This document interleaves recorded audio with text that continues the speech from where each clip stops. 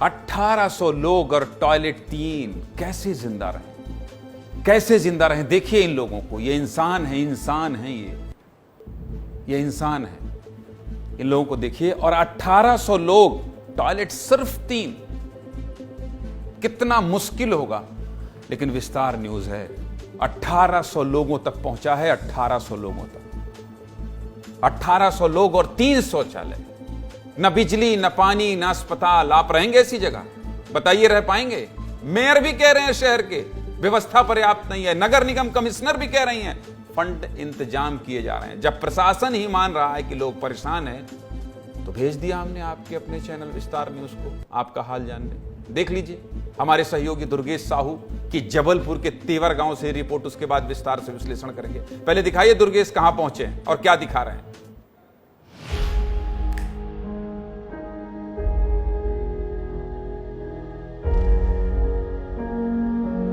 जबलपुर शहर को सुंदर और स्मार्ट बनाने की कीमत आज हजारों परिवारों को चुकानी पड़ रही है।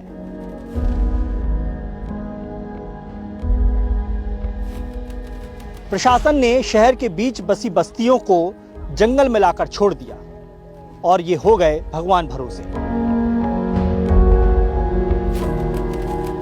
कोई नहीं सुनते हैं, वोट लेने के लिए आ जाते हैं सब।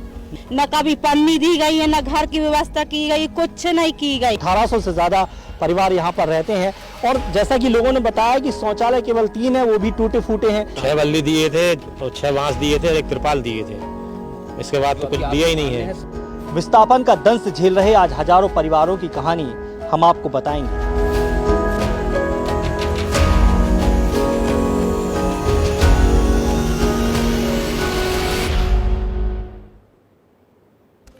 एक उदाहरण से शौचालय की मजबूरी समझा देता हूं आपको। ट्रेन की एक बोगी में करीब 72 लोग होते हैं और एक बोगी में 4 टॉयलेट होते हैं। 72 बर्थ, 72 लोग और 4 टॉयलेट होते हैं एक पूरे बोगी में। उसके बाद भी सुबह सुबह दिक्कत होती है कि नहीं होती है?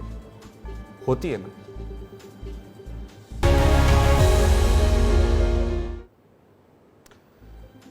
मैं आपसे बता रहा था कि होती है ना दिक्कत, लेकिन यहां तो 1800 लोग हैं और सिर्फ 3 टॉयलेट। सोचिए कैसे जी रहे होंगे ये लोग।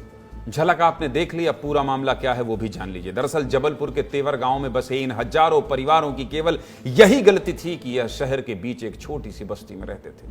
लेकिन शहर को सुंदर और व्यवस्थित बनाने के लिए इन लोगों को मदन महल के बदनपुर से विस्थापित कर शहर से तकरीबन 20 किलोमीटर दूर तेवर गांव में बसा दिया। लेकिन कोई खास सुविधा नहीं दी। सुविधा क्या, आप देख ही रहे हैं।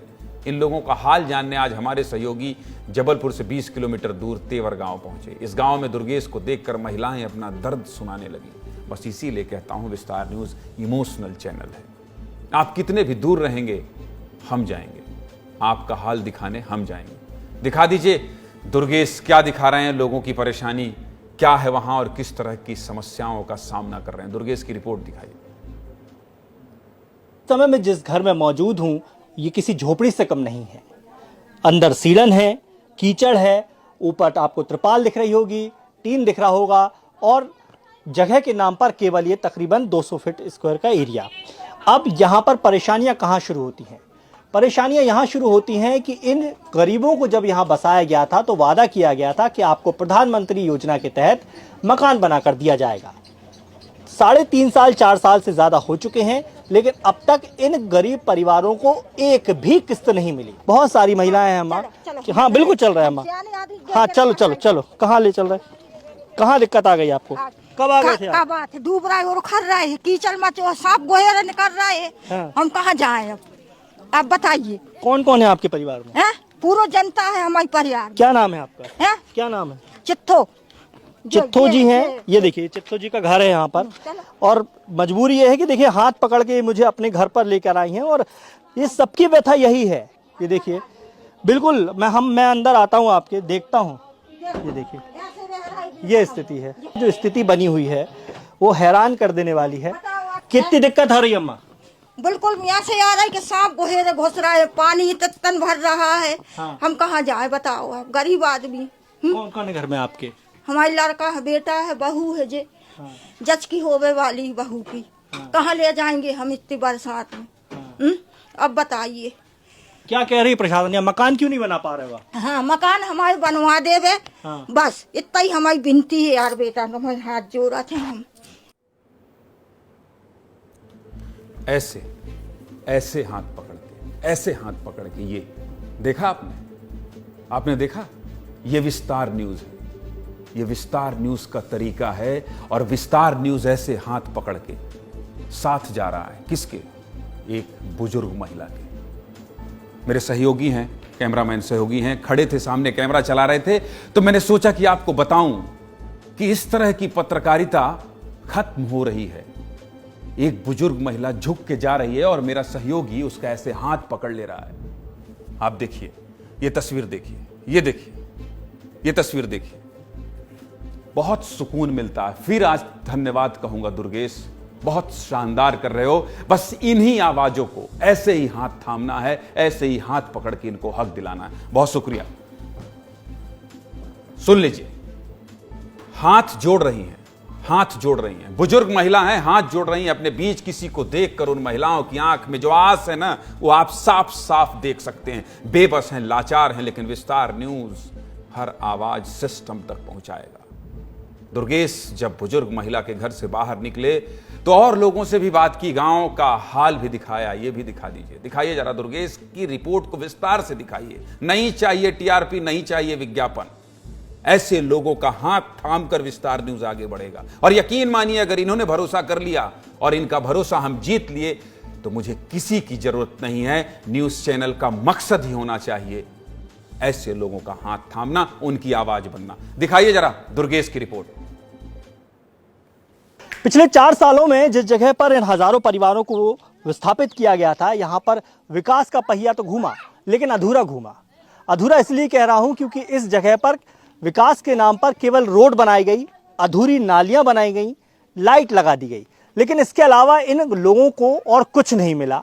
घर की जो सबसे बड़ी जरूरत थी, अगर रोड नहीं बनती तो चल जाता, लेकिन घर की छत बन जाती तो शायद इन परिवारों को बहुत हद तक राहत मिल जाती। अब देखो यहाँ पे लैट्रिन की भी व्यवस्था नहीं है, कुछ भी। हम लोग के घरों में देखिए ऐसा पानी भरता है, सब कुछ होता है। यहाँ पे ना सब लोग बोर्ड लेने वैसा आते हैं, इसके अलावा कुछ नहीं, ना देखने के लिए आते हैं कि क्या है क्या नहीं। लैट्रिन के लिए देखो हम लोग के यहाँ बच्चे, वहाँ देखिए आप लोग जाके कितना कचरा है, जरा जरा से बच्चे हैं, कहाँ लैट्रिन जाएंगे, हम लोग कहाँ जाएंगे। काम धंधा हर चीज की परेशानी है। और तो ये देखिए, यहाँ पर हर एक महिला की अपनी अपनी दिक्कतें हैं, अपनी अपनी परेशानी हैं। कैसे एडजस्ट कर पा रहे हो आप लोग यहाँ पर? बहुत परेशान है भैया, कैसे बताएं आपको कि कैसे एडजस्ट कर रहे हैं हम लोग। दिक्कत तो हमको इतनी है कि यहाँ खाने की दिक्कत है, बिजली की दिक्कत है, लैट्रिन बाथरूम की दिक्कतें हैं। यहाँ से कमाई रोजी रोटी के लिए जाने के लिए हमको बहुत कुछ सोचना पड़ता है कि जब तक हमारे जेब में 1 लीटर पेट्रोल नहीं होगा तो जब तक हम रोजी रोटी कमा के लाके अपने बच्चों का पेट नहीं पाल सकते। आज की स्थिति में ये है, हमको जिस हालात में यहाँ हमको स्थापित किया गया है, हमारी दोबारा सुनवाई नहीं की गई। हम गरीबों को यहाँ लाके हम लोगों को एक जानवर की तरह डाल दिया गया है। और ना ही यहाँ का विधायक सुनता है, ना यहाँ का कांग्रेस सुनती है, ना कांग्रेस का पार्षद सुनता है। बहुत परेशान हैं ये लोग। मैं तो बस इतना सुनकर ही परेशान हूं कि 1800 लोग और केवल 3 टॉयलेट। इन लोगों को परेशान देखकर हमारे सहयोगी सीधे सिस्टम से सवाल पूछने पहुंच गए। सुनिए महापौर को क्या कह रहे हैं, सुनाइए जरा जबलपुर के महापौर क्या कह रहे हैं। निश्चित तौर पर जब उन्हें पहाड़ियों से या अन्य स्थानों से विस्थापित किया गया, हालांकि मैं उस समय महापौर नहीं था, परंतु उसके बाद 483 लोगों को वहां पर पट्टे दिए गए हैं, जिनको मुख्यमंत्री आवास योजना का निश्चित तौर पे आगे लाभ होगा। आज जो इंफ्रास्ट्रक्चर की बात है, वहाँ पर सड़क, नाली, बोरिंग कराई गई है, पानी की व्यवस्था की गई है, उनके लिए वहाँ पर शौचालय बनाए गए हैं। परंतु ये बात भी बिल्कुल तय है कि ये अपर्याप्त है और सुविधाएं जितनी होना चाहिए उतनी उनके पास नहीं है। महापौर भी कह रहे हैं व्यवस्था पर्याप्त नहीं। अरे नहीं है तभी तो विस्तार न्यूज पहुंचा है इन लोगों का हाल चाल जानने। सब कुछ दुरुस्त होता तो क्यों जाते। आप भी जाइए महापौर जी, थोड़ा हाल चाल पूछ लीजिए, कुछ कर दीजिए। दुर्गेश को जब महापौर से पर्याप्त जवाब नहीं मिला तो वो सीधे नगर निगम कमिश्नर के पास पहुंच गए। कमिश्नर क्या कह रही हैं वो भी सुन लीजिए, सुनाइए जरा। जो विस्थापित बस्तियां हैं उसके लिए पहले से जो प्लानिंग करी गई थी उसके अनुसार जो फंड्स की रिक्वायरमेंट है उसकी पूर्ति करने की अभी प्रयास जारी है। अभी जो व्यवस्था है वहाँ वो टेम्परेरी व्यवस्था ही है जो कुछ परिवारों के लिए की गई है, लेकिन जो परमानेंट व्यवस्था चूँकि आवश्यक है तो वो तभी हो पाएगा जब और फंड्स हमें मिल जाएंगे।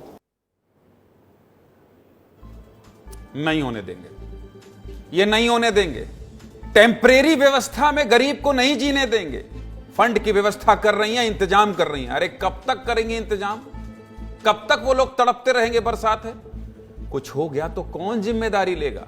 आपको पता है अगर रात में कोई बीमार हो जाए तो जान ही चली जाए। ये हाल है तेवर गांव का। बहुत तकलीफ हो रही है, ये दिखाते हुए इलाज के लिए भी तरस रहे हैं तेवर गांव के लोग। एक संजीवनी क्लिनिक भी बना है, लेकिन देखिए क्लिनिक पर भी ताला लगा है। गांव वालों की परेशानी देखकर हमारे सहयोगी दुर्गेश साहू ने महापौर से क्लिनिक को लेकर भी सवाल पूछा। उस पर क्या कह रहे हैं महापौर, जरा ये भी सुनाइए। संजीवनी क्लिनिक भी हम लोगों ने बना दिया है। अब स्वास्थ्य विभाग को, स्टेट गवर्नमेंट को उसमें वहाँ पर डॉक्टर्स, पैरामेडिकल स्टाफ को वहाँ पे भेजना है। हम लोगों ने अपना काम करके पूरा कर दिया। मैं उसमें भी प्रयास करूँगा कि जल्द से जल्द वहाँ पर स्टाफ मिले तो लोगों को उससे बहुत राहत मिलेगी। महापौर साहब कह रहे हैं स्टाफ आएंगे, सब हो जाएगा। हम भी जानते हैं और आप ही लोग करेंगे, आप ही लोग करेंगे। लेकिन सवाल यही है कब करेंगे? कर दीजिए, बहुत परेशान है तेवर गांव के लोग। दुर्गेश, आपको एक बार फिर से बहुत धन्यवाद, एक बार फिर से आपको सलाम कि आप इस गांव में पहुंचे हैं और इन लोगों का हाल चाल जाना है। आप जहां भी परेशान हैं तो आपका अपना चैनल आप तक जरूर पहुंचेगा। ये मेरा वादा है आपसे, जरूर पहुंचेगा।